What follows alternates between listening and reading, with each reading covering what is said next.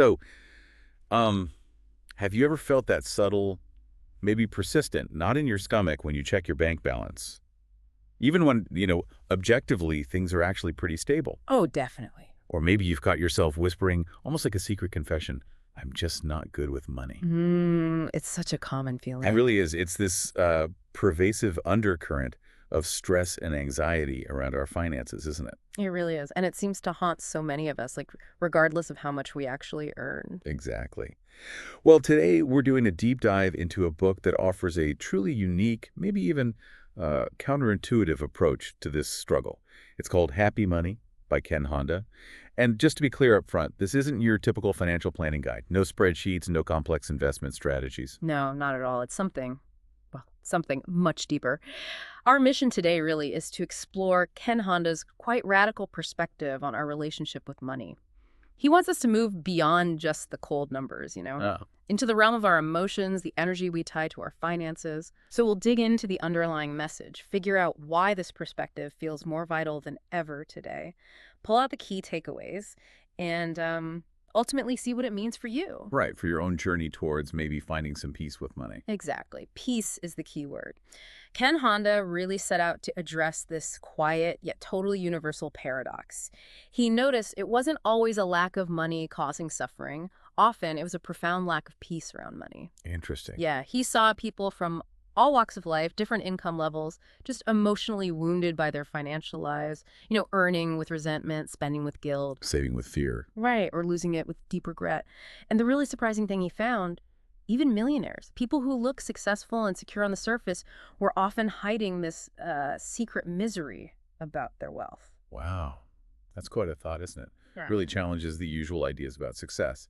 And his core question, which, like you said, sounds almost too simple, Yeah. is your money happy or unhappy? I mean, who even asks that? And how many of us, if we're being really honest, could say, yes, my money is definitely happy? Probably very few. Right. It seems most of us, no matter what we achieve, are still stuck in these cycles. Scarcity, fear, comparing ourselves to others, maybe even shame around money. Like running on a treadmill, chasing something that keeps moving away. Yeah, exactly. And what's fascinating is the huge blind spot Honda points out in traditional financial advice. Think about most books or courses.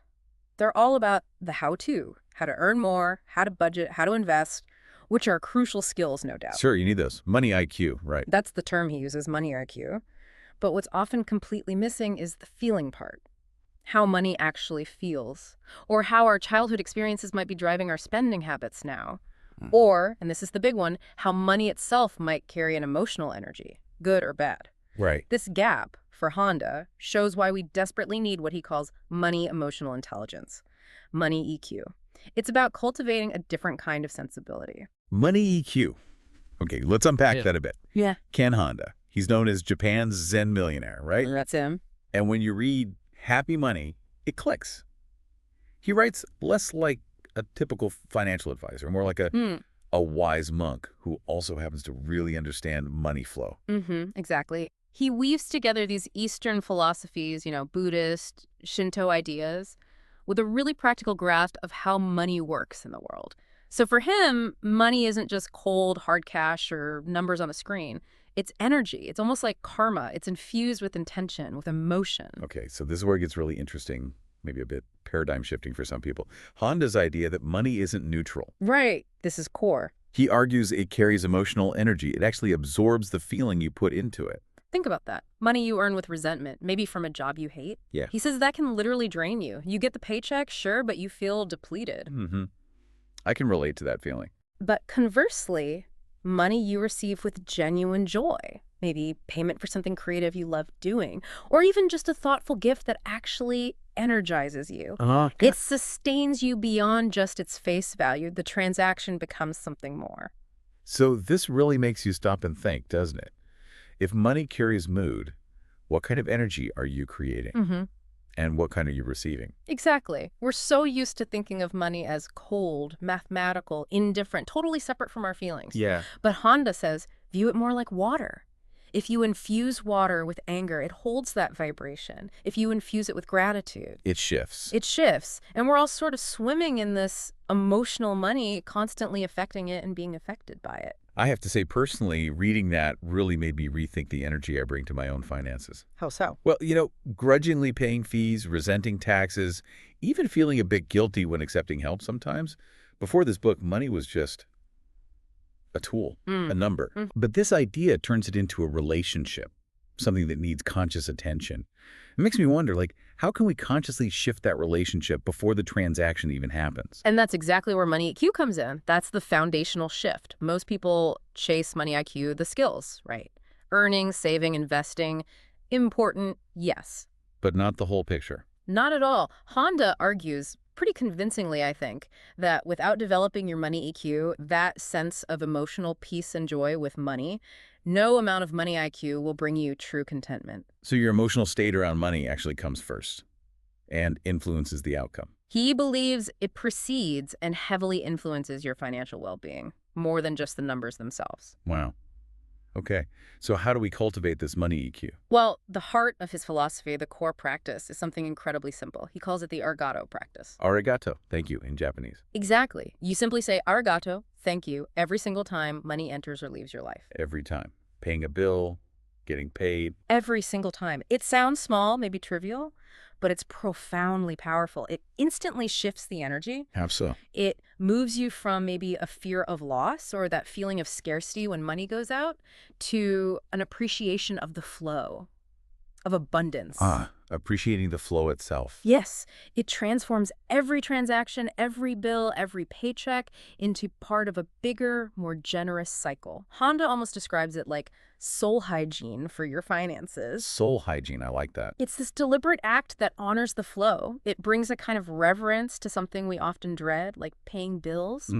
By consistently practicing Arigato, you start seeing every movement of money, big income, small expense, not as a loss or a struggle, but as part of this larger circle of generosity. It builds trust in that flow.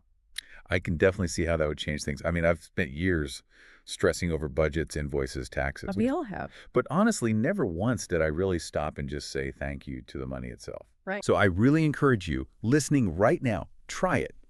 Next time you pay a bill, get paid, just whisper thank you to the money. See if you feel even a tiny shift from lack to gratitude. It's a small seed, but Yeah. powerful. And building on that idea of shifting our internal state, Honda talks very gently about what he calls money wounds. Money wounds, okay. He suggests most of us carry these unconscious beliefs, maybe even traumas, from childhood. Perhaps watching parents struggle, hearing things like, money doesn't grow on trees, or rich people are greedy. Yeah, those messages sink in deep. They really do. And these invisible beliefs often drive our adult financial behavior, maybe chronic overspending, maybe hoarding money obsessively, maybe feeling guilty if we actually have money. And this is where his message feels so freeing, I think. He basically says, you're not bad with money, you're wounded. Exactly. That's such a compassionate perspective. It really is. It Yeah. just lifts that heavy layer of shame we often carry about our money habits. It's an invitation, isn't it? For you, listening, not to blame yourself, but to maybe trace these patterns back to early memories, family dynamics, cultural messages. Moving from self-blame towards understanding. And then healing, Self-compassion first. definitely. And to help with that understanding, he outlines different money personality types he's noticed. You know, the saver, the spender, the worrier, the avoider. I can already guess which one I lean towards. Right. Recognizing your type can be incredibly helpful for spotting those unconscious patterns in yourself.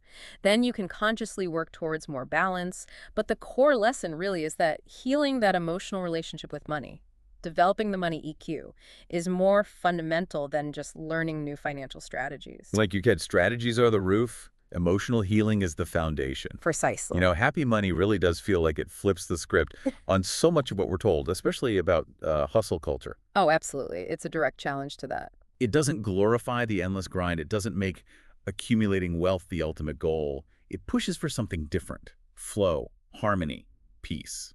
Less about climbing some predetermined ladder, more about finding your own authentic rhythm with money. Yeah. And zooming out, Honda completely debunks that myth that more money automatically equals more happiness. Which we kind of know intellectually, but it's hard to shake off emotionally. It is. But he argues powerfully that unhappy money, money earned or held with negative emotion, no matter how much you have, Right. will only multiply your anxiety. It compounds the problems. Whereas happy money. Happy money, even in small amounts, has this incredible power to heal and bring joy. He essentially redefines true wealth. It's not about endless accumulation. It's about peace of mind, Yeah. real freedom, that deep internal knowing that you have enough, that you are enough. Enoughness.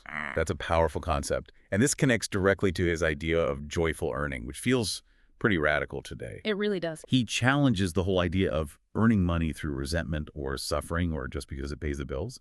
He urges you to actively seek work or create income that feels genuinely aligned with who you are. What lights you up? Exactly. His emphasis is so clear.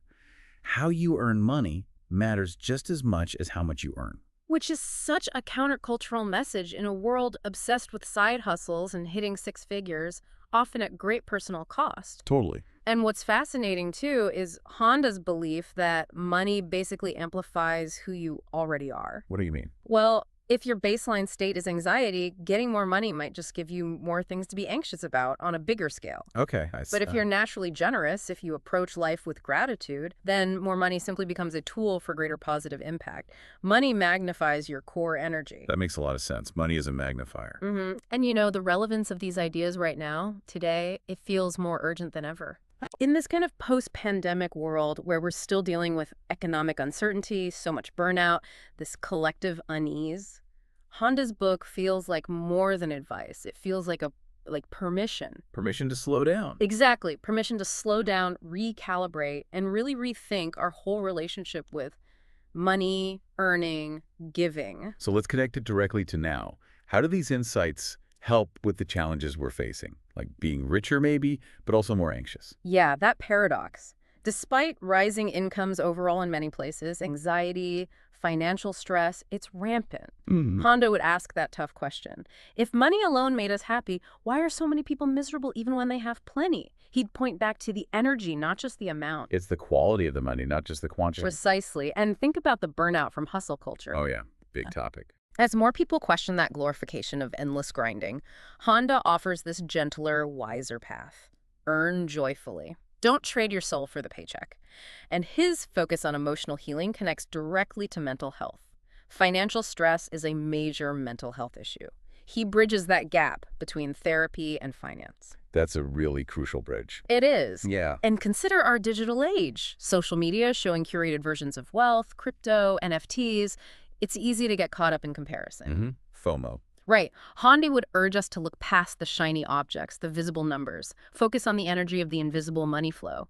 Reclaim your self-worth apart from your portfolio balance. And looking ahead, thinking about AI, how jobs might change. Yes. If AI handles more of the doing, what becomes truly valuable? Our humanity. Exactly. Honda's ideas could guide us. Maybe value shifts toward unique human energy, joy, presence, connection. The things AI can't replicate, maybe that's the future currency. A shift from what we produce to how we are. Beautifully put. Ultimately, in a world craving meaning, not just milestones, happy money is like a compass and a balm. It grounds us in gratitude, helps us navigate tricky financial times, not with dread, but with hopefully more peace, trust, and maybe even joy. Okay, so as we wrap up, let's maybe crystallize the top 5 takeaways from Happy Money for everyone listening. What should we really hold on to? Good idea. Okay, first, remember money is energy, and it feels you. It absorbs your intention. Got it. Money is energy. Second, Gratitude is the gateway. That arigato in, arigato out mantra, make it a real practice. okay. Gratitude unlocks abundance.